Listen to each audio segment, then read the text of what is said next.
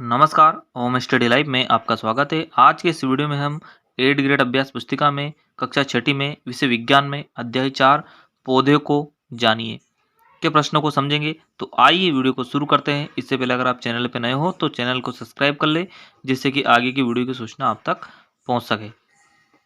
निम्न चित्रों को ध्यान से देखिए और जोड़ी बनाइए। तो यहाँ पर हम जोड़ी मिलाएंगे। ये जो है जोड़ी हमने इसे मिलाई है झाड़ी से। क्या है? झाड़ी से मिला दी। उसके बाद ये हमारा दूसरे नंबर का है, इसे इसे मिलाएंगे हम। पहले नंबर को तो हम मिलाएगा तने से और दूसरे नंबर को मिलाएंगे झाड़ी से। फिर यहाँ पर तीसरे नंबर को मिलाएंगे, ये वृक्ष है, तो यहाँ पर हम वृक्ष से मिला देंगे। उसके बाद देखेंगे हम, ये शाख है, तो पहले नंबर से जो ऊपर ऊपर लिखा शाख, इससे मिलाएंगे, ये मिला दिया। उसके बाद ये है, क्या है? पत्ती, तो यहाँ पर इसे कैसे मिलाएंगे हम?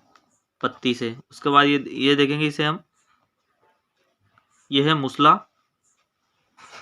जड़, तो इसे मिलाएंगे हम मूसला जड़ से, और ये मिलाएंगे पुष्पतः। तो इस प्रकार हमने क्या बना दी? जोड़ी। आगे देखेंगे हम।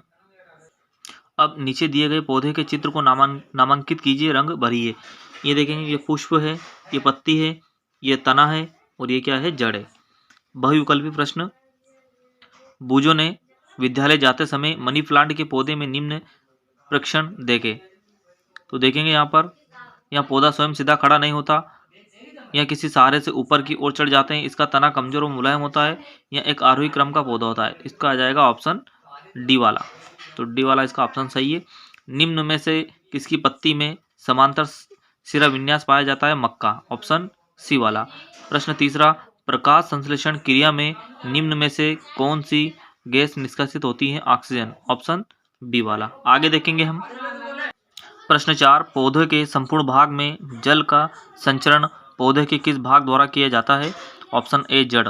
शाख के बारे में सही कथन नहीं है, ये बिना पानी के वृद्धि करते हैं, ये गलत है, बाकी ये तीनों सही है। प्रश्न 6, प्रकाश संश्लेषण की क्रिया में जल, मिट्टी, CO2 के अलावा और किसकी आवश्यकता होती है? तो सूर्य का प्रकाश, ऑप्शन बी।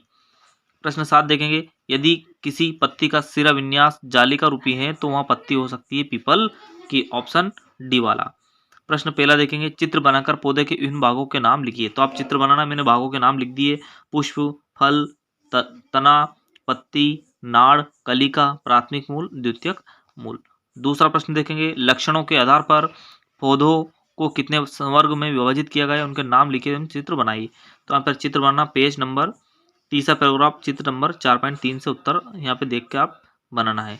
यहाँ पर शाख का बनाना है आपको, बी नंबर पे झाड़ी और सी पे वृक्ष। लक्षणों के आधार पर पौधों को उपरोक्त 3 वर्गों में विभाजित किया जाता है। तो आप यहाँ पे चित्र बनाना शाख का, झाड़ी और वृक्ष का। आगे देखेंगे हम। शाख से आप क्या समझते हैं? उदाहरण दीजिए।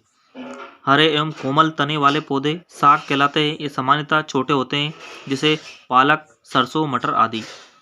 प्रश्न 4, आप झाड़ी वाले पौधों की पहचान कैसे करेंगे? कुछ पौधों में शाखाएं तने के आधार के समीप से निकलती हैं। तना कठोर होता है परंतु अधिक मोटा नहीं होता, इन्हें झाड़ी कहते हैं। प्रश्न 5 देखेंगे, कुछ पौधों को ऊपर चढ़ने के लिए सहारे की आवश्यकता होती है, क्यों? कमजोर तने वाले पौधे सीधे खड़े नहीं हो सकते तथा किसी सहारे के ऊपर चढ़ जाते हैं।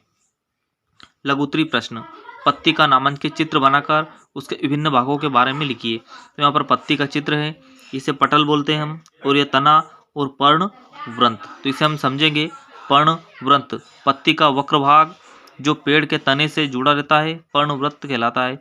फलक, पत्ती के हरे चपटे भाग को फलक कहते हैं। आगे देखेंगे हम। प्रश्न 7, मूसला जड़ एवं रेशेदार जड़ को चित्र सही समझाइए। तो यहाँ पे बनाया मूसला जड़ और रेशेदार का चित्र। मूसला जड़, जिन पौधों की जड़ चित्र ए की तरह होती है उन्हें उनकी मुख्य जड़ को मूसला जड़ कहते हैं। रेशेदार जड़, जिन पौधों की जड़ें चित्र बी के समान होती है उनमें कोई मुख्य जड़ नहीं होती, सभी जड़ें एक समान दिखाई देती है। प्रश्न 8 देखेंगे, पौधों के विभिन्न भागों में जल किसके माध्यम से पहुंचता है? यदि किसी पौधों को रंगीन जल में रखा जाए तो पौधों पर इसका क्या प्रभाव होगा? तो यहाँ पर आपको चित्र 4.6, चित्र 7 से उत्तर खोज के लिखना, और इसमें चित्र बनना पृष्ठ क्रमांक 33 से। तो यहाँ पर आप चित्र बनाना, यदि किसी पौधों को रंगीन जल में रखा जाए तो पौधा भी रंगीन हो जाता है। अगला प्रश्न देखेंगे। प्रश्न 9, पत्तियों में सिरा विन्यास क्या है, इसके प्रकारों को चित्र सहित समझाइए। तो यहाँ पर देखना है प्रश्न क्रमांक 34 पे, इसमें आपको चित्र क्रमांक 4.110 से उत्तर खोज कर लिखना है। तो यहाँ पर आप चित्र बना लेना प्रश्न पेज नंबर 34 पे। देखेंगे उत्तर इसका, सिरा विन्यास दो प्रकार का होता है। समांतर सिरा, इनमें सिराएं एक दूसरे के समांतर होती है। जालिका रूपी, इनमें सिराएं जालिका के रूप की होती है। प्रश्न 10, दीर्घ उत्तरीय प्रश्न, पुष्प के विभिन्न भागों का चित्र सहित वर्णन कीजिए। तो यहाँ पे देखना चित्र क्रमांक 4.22, 4.23 और 4.24 से आपको देखना है। यहाँ पे प्रश्न क्रमांक 41 और 42 पे चित्र मिल जाएगा। पखुड़ियों को समझेंगे हम। पुष्प का रंगीन भाग होता है भ्रादल, यहाँ भाग छोटी पत्ती जैसा दिखाई देता है। पुंकेसर, स्त्री केसर के चारों ओर पाए जाते हैं। स्त्री केसर पुष्प के केंद्र में स्थित होता है। अगला प्रश्न समझेंगे।